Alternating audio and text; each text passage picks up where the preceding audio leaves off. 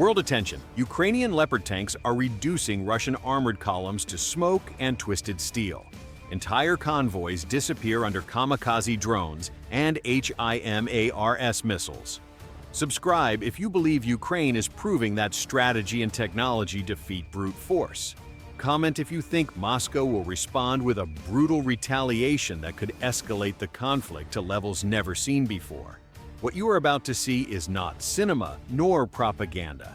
This is real war, with relentless fire in every shot. October 1st, 2025. On the Pocrosk front, two Russian armored vehicles crawled dangerously close to Ukrainian trenches.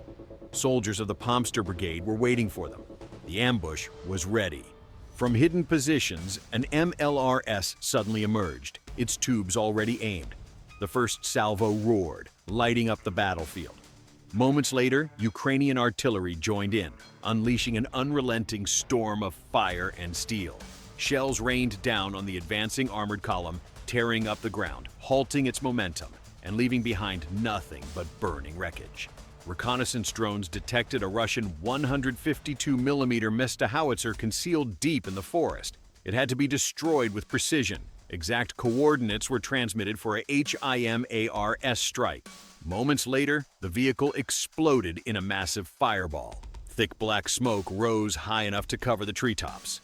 At dawn, Magwar Birds teams spotted a group of Russian motorcycles moving through the fog. It had been weeks since such an attack had been seen, and the sudden appearance of the fast bikes caught them off guard for an instant. But the surprise didn't last.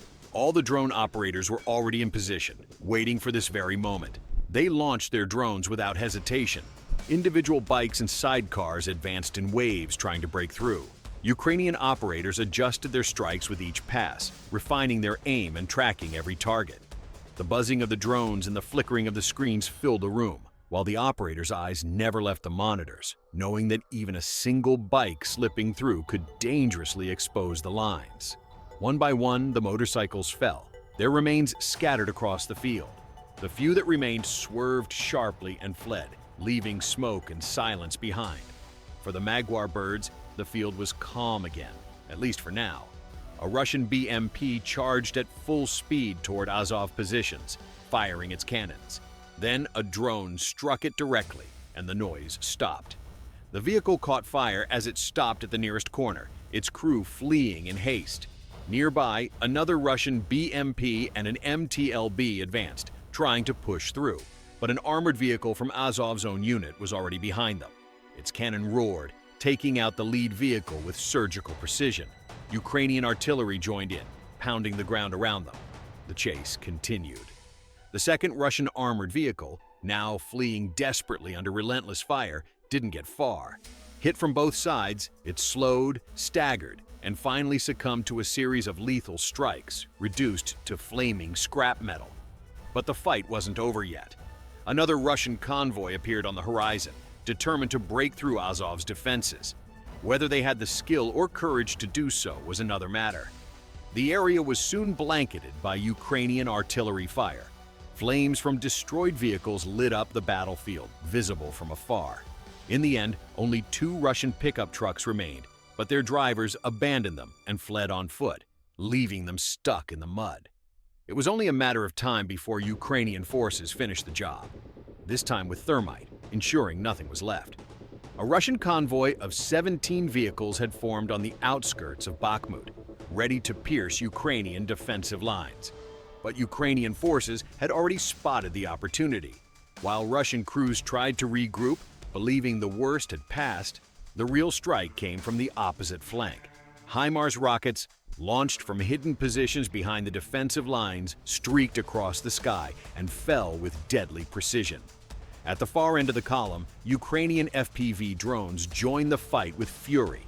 One after another, they hurled themselves at armored vehicles loaded with ammunition, turning them into sources of fire and shrapnel.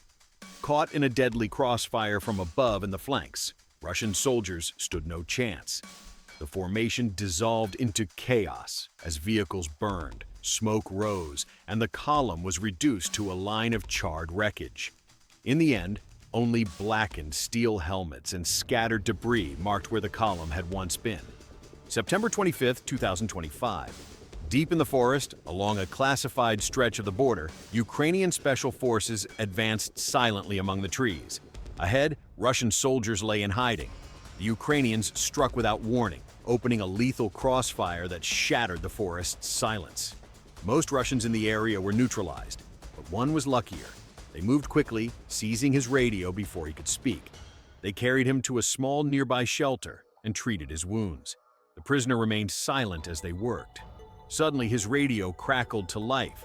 Russian voices came over the speaker, calm and unsuspecting. The enemy still had no idea their 5 men in the forest were already dead. August 30th, 2025. Bakhmut. On the edge of the battlefield, a Ukrainian soldier lay wounded and alone, trapped in the middle of a deadly crossfire. The area was too dangerous for a normal rescue. That's when the K-2 battalion's ground rescue robots were sent. But another challenge emerged. The soldier's arm and leg were badly injured, making it nearly impossible for him to climb onto the robot. Still, gathering every ounce of strength and determination, he managed to crawl aboard.